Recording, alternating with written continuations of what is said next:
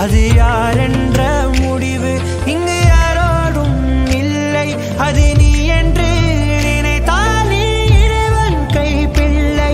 புகழ் வந்தாலும் அது கூட கடந்தான் என்று அவன் வீரத்தை தந்தாலே தாரம் என்றே நிலவிங்கே விளக்கென்றாலும் இலைகள் கேட்காமல் தினமொழி வீசும்.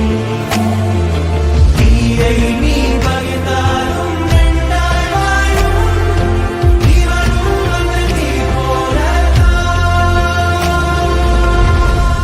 தினம் தினம் ஆனந்த் ஒரு சுகமான உள்ளாடை.